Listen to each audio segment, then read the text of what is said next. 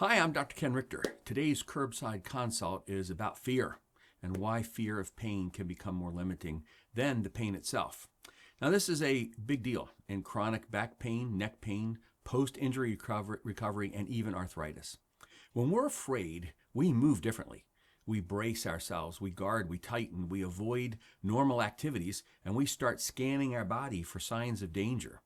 That constant scanning increases sensitivity, and muscles stay tense, your breathing becomes shallow, sleep is disrupted, and the nervous system stays in what's called a protect mode.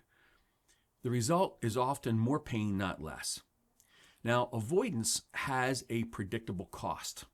When you stop doing normal activities, you lose strength and conditioning.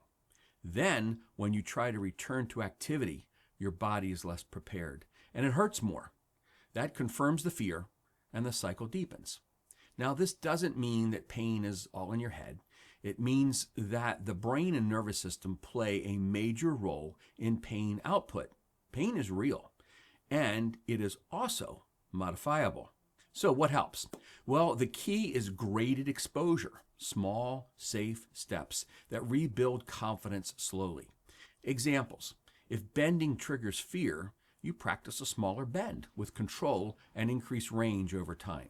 If walking flares symptoms, you do shorter, more frequent walks and slowly build up that distance.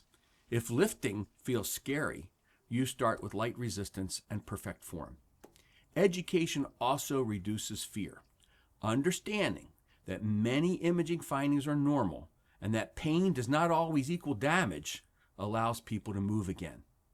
Remember, fear shrinks life, but confidence restores it. For more clear, practical medical guidance, subscribe to Curbside Consult with Dr. Ken Rictor and click the bell for notifications.